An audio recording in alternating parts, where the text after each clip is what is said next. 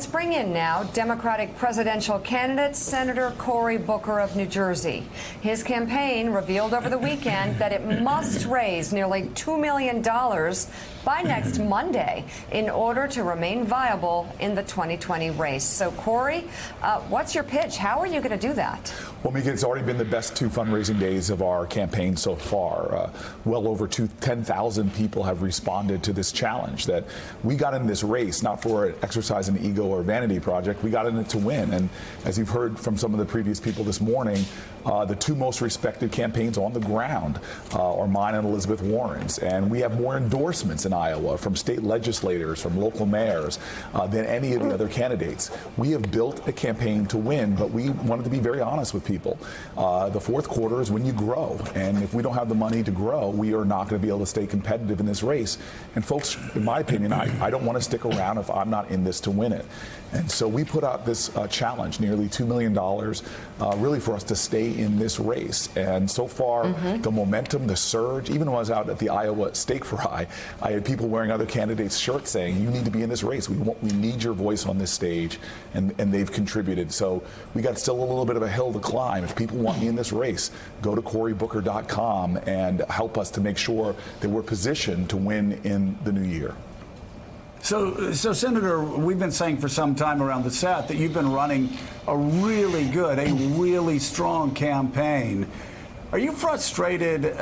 You see one poll after another, and there seem to be three candidates in the race that have a lot of name ID that continue to crowd everybody else out. How frustrating is that, considering that you seem to be what we call, doing the blocking and tackling right? You're doing the basics right. You're inspiring people out on the stump.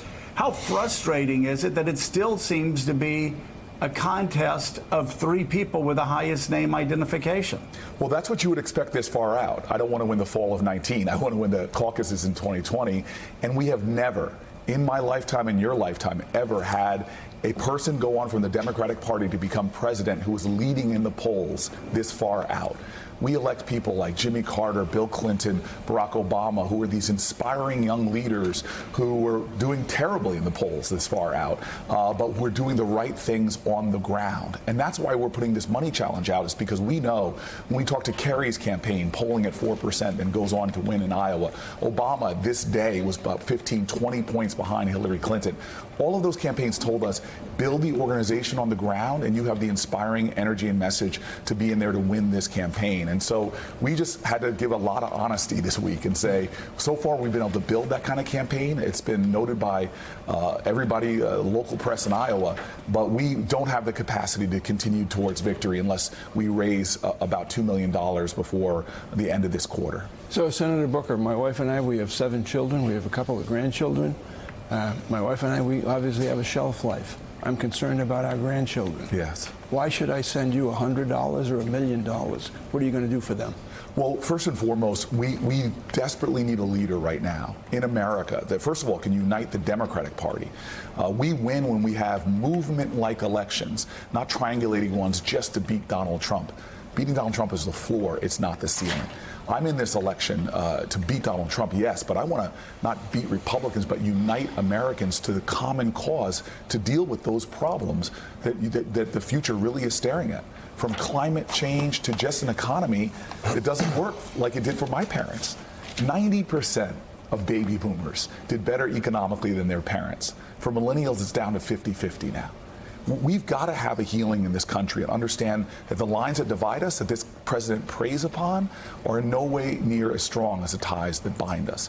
I want to be a leader that brings this country to new American majorities, like Kennedy did to help us beat the Russians who had just put up Sputnik and go further and farther than them, like generations of the civil rights movement did, that were able to take down Jim Crow. It wasn't even cast in a partisan way. It was cast in the common aspirations, the moral imagination of this country.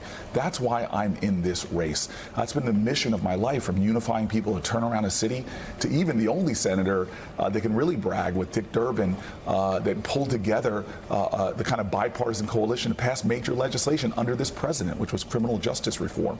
That's what we need in a leader, and that's what we need in America. Senator, there's another poll I wanted to ask you about, the voters who would seem to know you best. There's a poll of New Jersey residents who, and the majority of them say they do not want you, they do not think you would be a good president. And on that, the issue of New Jersey, there's been so much written and said about the water crisis in Flint, Michigan, far less about the one in Newark, New Jersey. What responsibility do you have as a mayor of that city and then senator for not fixing this? Well, first of all, I'm the senator of New Jersey. I take responsibility. And so talking about bipartisan legislation, 2 weeks ago wasn't really reported, but I passed a major bipartisan bill through the United States Senate, wrote one to release significant resources specifically for Newark, New Jersey, but it'll actually help states all across this country that are having a lead crisis. That's a leader taking responsibility, getting things done in a broken Washington. And more than this, you're right. These lead pipes under the ground are poisoning many cities. There are 3,000 jurisdictions in America where children have more than twice the blood lead levels of Flint, Michigan. And that's why a lot of climate plans out there, but mine is one of the few in this race that has a major pillar on environmental justice. Because I've traveled all over this country, from a place in Louisiana that you could just Google Cancer Alley, African-American community, people know where that is, chemical companies poison them, to up in the mountains, Alabama, towns like Tallahassee. We have a massive problem that in America, people don't have access to clean water and clean air. And so this is an urgency for me. It's been since I've been mayor of the city of Newark, dealing with lead crises when I was mayor. It's been since I've been in the United States Senate, actually founded the Environmental Justice Caucus, because things we take for granted have to change. And that's why I'm running for president, is because we need a president that's going to stand up and have the words that we say, liberty and justice for all. We swear that oath. For millions of Americans, just the liberty of knowing that when you turn on your faucet, you're going to have clean water. Millions of Americans don't have that. I'm going to change it. Senator, the United Nations General Assembly obviously meeting this week. Iran making news this morning, releasing a British tanker they've been holding since July.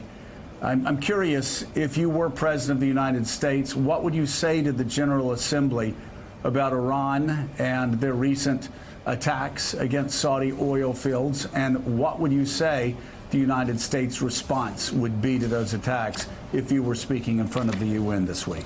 Well, we have a president that has turned his back on the community of nations. His America First policy is really more an America isolated policy. And we've been isolating ourselves from the world. We're the strongest nation on the planet Earth, but our strength is multiplied and magnified when we stand with those who have common cause with this country, especially our Western allies. And I'll tell you right now, we see this president who is pulled out of the Paris Climate Accords and said to the rest of the planet, hey, we're not in with you on this. Every other nation is. And on the Iran nuclear deal, no matter what you thought about it, we're now isolated against our allies and tumbling towards greater tensions and potential conflict. If that happens, we're not going to have our allies necessarily standing with us. So one of the things I'm going to do when I'm first president of the United States is reconnect, rejoin, re-strengthen our alliances. Even in his trade deals, it's amazing to me that he's taking... But Senator, I'm asking specifically about this week. If you're in front of the UN General Assembly this week, specifically, what would you say about Iran's attacks against Saudi oil fields, and what would you tell the UN General Assembly the United States response to those attacks would be? Iran is a dangerous, bad actor in that region. From Yemen to their attacks in Saudi Arabia, their actions are unacceptable, and we need to be joined together to do something about it. But again, we have to understand that the conflict and tension we're seeing right now is a direct result of not just the Iranians, but changes in American policies that are causing more tension and problems in that region. This is Donald Trump's crisis, and he has not done the right diplomatic things necessary to make sure we avoid this crisis. And there are still diplomatic lanes available. But again, this is a president that has better relationships with dictators like Putin or Duterte than he does with our critical allies like Macron and Merkel. Right. So would you tell the UN General Assembly that you would pursue diplomatic means to resolve this crisis? Would you take a military response off the table? I would never take a military response off the table. But You use this great nation's military strength to create the conditions for diplomacy. This president has not done that. And as a United States Senator who stood with Republicans, he's actually violated our Constitution by taking military actions without the authorization from Congress. So this is a president who is pushing us into crisis, not just in that region, but in this country's security as well, and violating the Constitution along the way. It's unacceptable. We are more isolated and more insecure than we were when he took office. All right, and Senator, if people want to help you out, they want to learn more about your campaign, where do they go again? Please, this is the week. Our back is against the wall. If you want me in this race, go to CoryBooker.com. Help us. Be a part of this. Keep helping us to stay in this election, keep my voice on that stage, and win in Iowa. Senator Cory Booker, thank you very much. Thank you all very And much. still ahead on Morning Joe, our next guests can speak to both of today's stories. John Kerry won the Iowa caucuses back in 2004 and dealt with U.S. policy in Ukraine as Secretary of State. The former senator and diplomat joins us straight ahead on Morning Joe. Thanks for checking out MSNBC on YouTube, and make sure you subscribe to stay up to date on the day's biggest stories. And you can click on any of the videos around us to watch more from Morning Joe and MSNBC. Thanks so much for watching.